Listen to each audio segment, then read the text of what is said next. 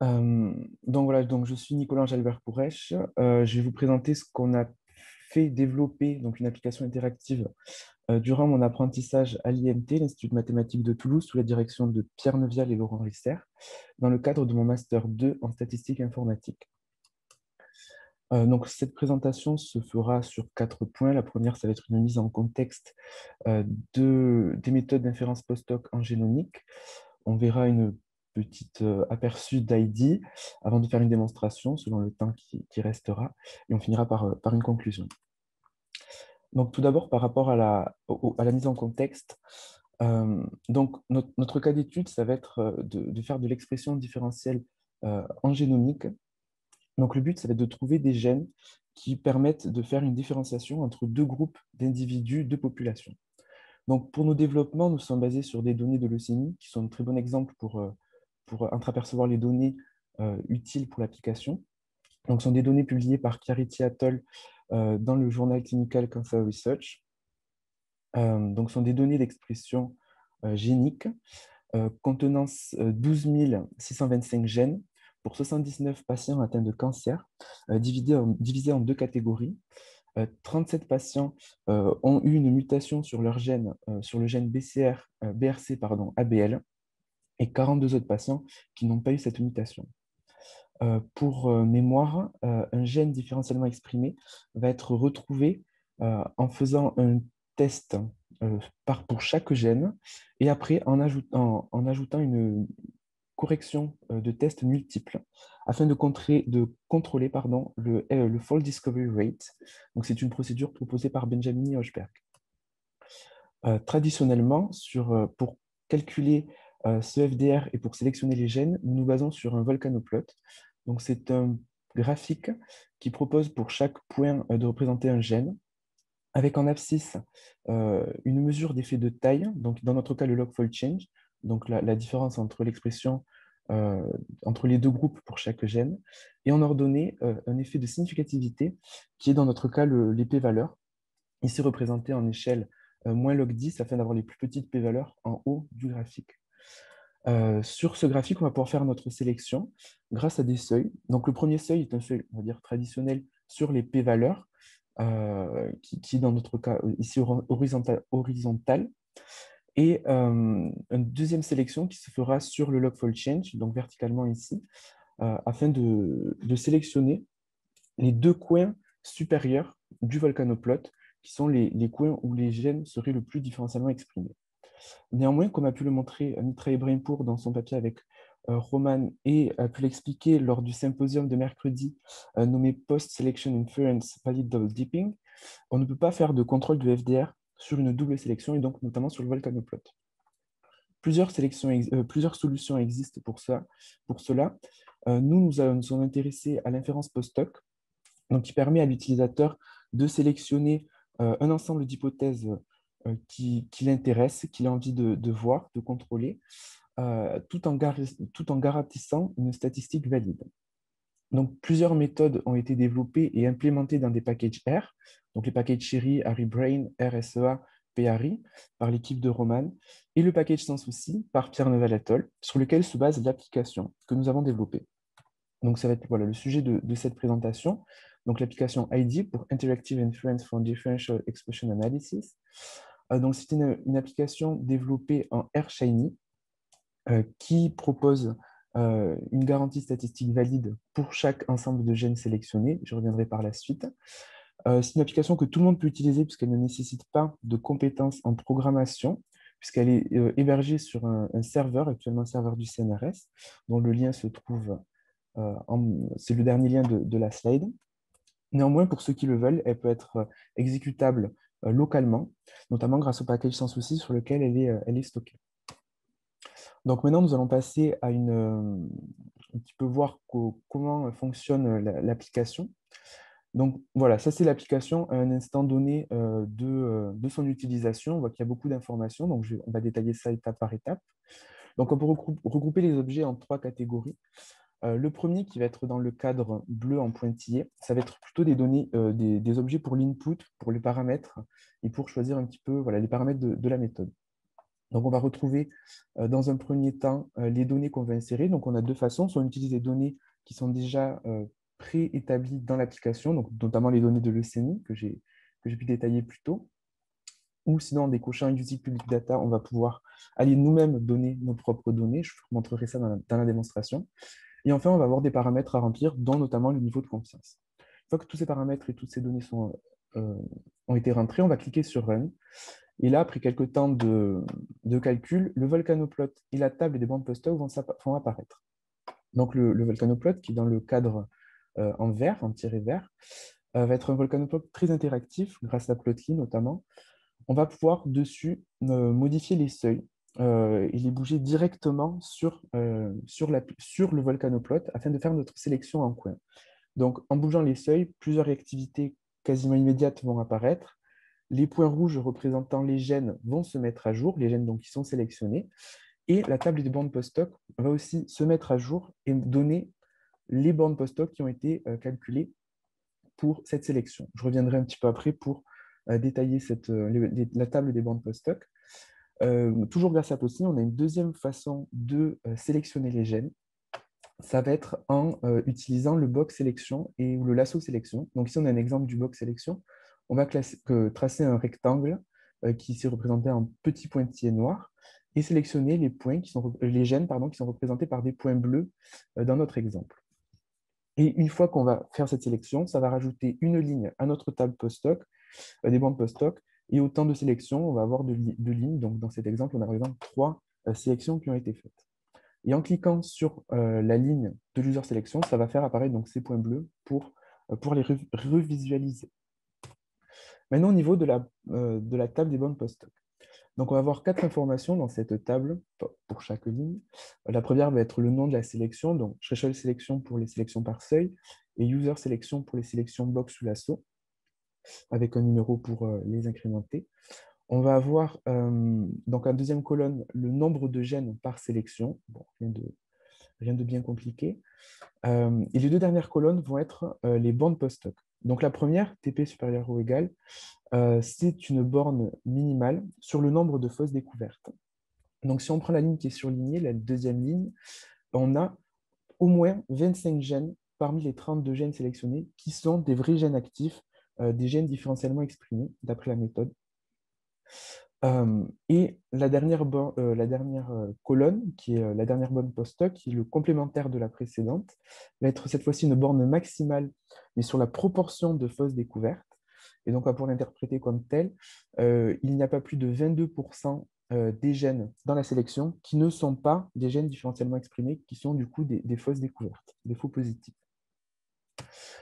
Il faut bien comprendre que grâce aux méthodes post-hoc, chaque sélection va avoir simultanément des garanties statistiques valides, ce qui est quand même un point fort de l'application et ce qui permet de faire autant de sélections qu'on veut. On va dire les sorties de l'application, en plus de l'affichage, ça va être deux fichiers CSV. Le premier contenant la table des bandes post-hoc que je viens de vous présenter juste ici, et la deuxième étant les sélections qui ont été faites par les thresholds ou par les box lasso sélection. Donc, c'est-à-dire voilà, une matrice pour pouvoir retrouver les gènes qui ont été sélectionnés.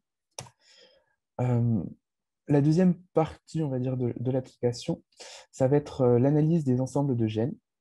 Donc, en cliquant sur l'onglet qui est ici, on va passer sur cette deuxième partie. Donc, l'interface est assez similaire.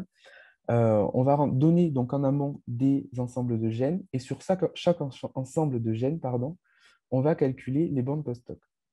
Donc, on va l'avoir ici, toujours dans le tableau des bandes post-hoc, c'est tous ces résultats.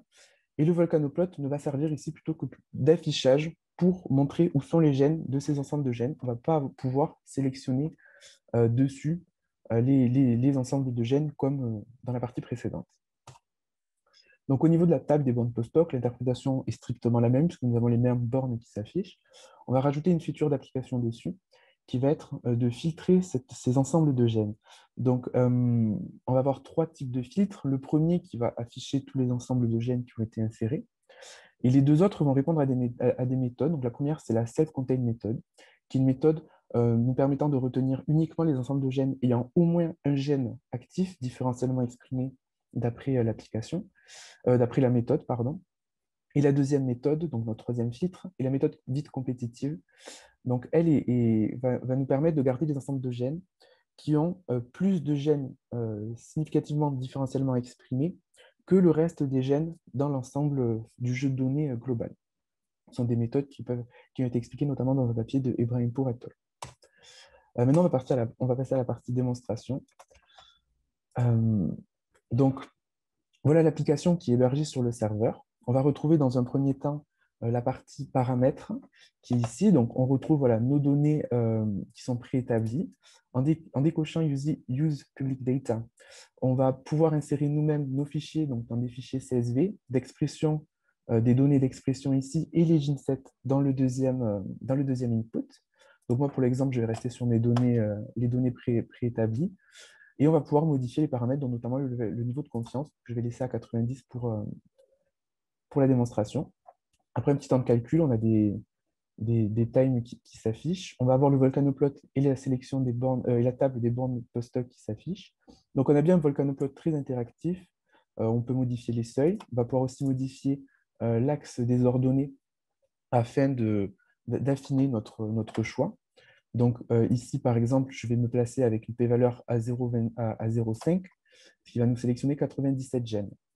On va pouvoir aussi modifier donc, le seuil sur les log-fold change, seuil par seuil, si on le veut. Donc on passe à 90 gènes, mais sinon de manière symétrique en cochant ici. Si par exemple, je veux un seuil à 1 de log-fold change, ce qui ne sélectionne plus que 24 gènes. On va pouvoir faire cette box sélection comme ceci, par exemple. Alors, on en a plein de possibles à faire. Je peux juste, par exemple, prendre, si j'y arrive bien, voilà, que ce coin-là, ce qui nous donne 22 gènes, 13 TP et 41% de FDP. Une fois qu'on a changé, voilà, on va pouvoir réafficher nos sélections, nos différentes sélections. Et on va pouvoir aussi par la suite, ça c'est une petite feature qu'on a rajoutée, mais qui peut être modifiable, ou s'il y a des idées, on peut en rajouter d'autres. En cliquant sur User Sélection, on va afficher pour l'instant un graphique d'interaction entre gènes d'après le site stringdb.org. Donc voilà, pour cette partie-là, on va pouvoir faire les téléchargements et notamment reset les sélections qui ont déjà été faites si vous voulez en faire d'autres. Au niveau de la partie genset, bon, mais voilà, pas de sélection possible sur le volcanoplot. On peut bien néanmoins montrer où sont les gènes sur le volcanoplot. On va pouvoir filtrer. Donc, au total, on a 141 ensembles de gènes. Et si par exemple, on passe sur la méthode compétitive, on va avoir plus que 92 ensembles de gènes qui donc répondent à cette méthode. Et pareil, le tableau fait par le package DT est très dynamique et on peut trier comme bon nous semble selon ce qu'on veut représenter ici et après afficher les ensembles de gènes. Donc voilà, par rapport aux features de l'application, j'ai essayé de toutes les parcourir, il doit en rester, et après, à vous de les découvrir. Maintenant, donc, on va passer à la conclusion. Donc, on a développé ici une application qui a été déployée sur un serveur du CNRS, donc qui est accessible par tous via ce lien, je l'ai remis dans la conclusion. Il faut bien comprendre que les méthodes post-hoc permettent de faire plusieurs sélections, ou même cette sélection par seuil. Donc, on est allé naturellement vers une application Shiny, ce qui nous a permis de faciliter la sélection tout en ayant des garanties statistiques valides, ce qui est plutôt très intéressant pour un utilisateur. De plus, donc, au niveau des données d'entrée, pour l'instant, l'application est, on va dire, très puissante pour des données d'expression génique uniquement. On va avoir la possibilité d'étudier d'autres types de données, mais en calculant les p-valeurs et le log-fold change en amont et en donnant une matrice avec ces deux informations, mais cela nous donnera des bornes post-hoc un peu moins puissantes. Donc, au niveau de nos perspectives, donc à court terme, et nous sommes en train de le développer, nous avons envie de rentrer aussi une méthode pour les données RNA-seq, donc des données de comptage, notamment en utilisant les méthodes Limavou, ce qui donnerait des résultats beaucoup plus puissants. Donc, c'est en cours de développement, pardon. Et à plus long terme, nous envisageons aussi d'ajouter d'autres types de données de méthylation, enfin pour faire de la différenciation de méthylation, pardon, des données types, etc. Et un développement qui est en train d'être fait donc, sur la neuroimagerie un peu plus, donc qui est en train d'être implémenté sur sanssouci.python, enfin, donc en langage Python, pour appliquer ces méthodes sur des données de neuroimagerie. Et c'est en train d'être développé notamment par Alexandre Blin, Pierre Neuvial, Laurent Risser et Bertrand Thirion. Donc voici ce qui conclut ma présentation. Merci à tous pour votre attention et je serai ravi de répondre à vos questions. Merci Nicolas. On a des questions déjà dans le chat de Christelle Henke entier. Alors merci pour la démo. Est-ce qu'il serait possible de partir des données analysées, c'est-à-dire une matrice de tous les gènes exprimés avec fold change et p-value? Du coup, oui. Je sais pas si je réponds bien à la question. C'est ce que j'ai dit un peu plus tard, je pense. Ici, si les données sont déjà analysées, on va pouvoir insérer juste les p-valeurs et le log fold change. Et donc, on va pouvoir faire cet affichage et avoir le calcul des bornes post-hoc dessus. Mais par rapport au... Voilà, je redis par rapport à ce qu'on a implémenté, notamment avec tous les tests qu'on a mis dedans par la méthode implémentée sans souci, dans le package sans souci, les résultats vont être un petit peu moins puissants. On a une autre question, une question de Olivier Kirsch. Bonjour, peut-on rechercher et afficher un gène en particulier? Alors non, c'est pas possible. Alors, je sais que pendant un moment, on avait implémenté une solution, enfin, d'afficher quelque chose, mais c'est plutôt dans l'autre sens. On va aller chercher un point et voir comment se nomme le gène, mais je crois qu'on a sorti parce que ça marchait pas bien. Voilà, on va avoir un identifiant de gène, mais donc c'est l'identifiant de la ligne enfin, selon la matrice d'insertion, notamment au niveau des ensembles de gènes, au niveau des gensets. Mais c'est, je pense, pas le plus commode pour retrouver un gène en particulier. Donc c'est plutôt l'inverse. À partir du volcanoplot, on peut voir certains gènes, par exemple celui-là qui a une forte p-valeur et un long fold change, il se nomme, bon, là nous on a un nom un peu bateau. Alors, une autre question de Constance Vagne. Bonjour, DESEC2 a une fonction qui permet de shrinker les log-fold change. Pour les gènes incertains, faible nombre de reads, forte dispersion, les log-fold change sont réestimés vers des valeurs plus faibles. Est-ce qu'un volcano construit à partir des log-fold change shrinkés a les mêmes biais qu'un volcano de base? Alors ça, je ne sais pas du tout, parce que j'ai pas étudié ces données-là, ni ces méthodes, donc je peux pas répondre comme ça. Désolé. On a encore le temps pour peut-être une ou deux questions. Il y en a plein. Sinon, tu verras pour leur répondre en live, peut-être sur Gazertoon ou je sais pas comment. Ouais. Alors, on en est à Julien Fouret, peut-être, je crois avoir vu la question arriver très tôt. Bonjour, c'est vraiment top les enrichissements à la suite. Un plus serait de pouvoir visuellement facilement de pouvoir visualiser facilement le nom correspondant aux ID Go, peut-être avec un hover, ou alors mettre à jour le titre du plot lors de la sélection. Alors, pour voir un petit peu mieux les noms des Go, donc pour l'instant, on l'a implémenté que sur Genentology. En fait, en cliquant sur le nom ici, hop, on va arriver sur la page explicative enfin, voilà, sur la fiche de description de ce Go. Et alors là, c'est vrai que les données que je vous ai montrées ne sont peut-être pas les plus, comment dire, les plus détaillées. Mais normalement, j'ai un autre jeu d'exemple j'espère qu'il n'est pas trop long à tourner. Ouais, bon, alors il va falloir me croire sur parole, hein, parce que c'est un peu long apparemment. On va avoir un nom beaucoup plus détaillé, parce que c'est par rapport aux données qui sont insérées, en fait, c'est ça qui apparaît. Donc ici, par exemple, le Go, le premier, 19.04.851, qui a le nom Positive Regulation of Establishment of Protein Localization to Telomérase. Et en cliquant dessus, on va arriver sur la bonne page correspondante. Voilà, j'espère que ça répond à votre demande.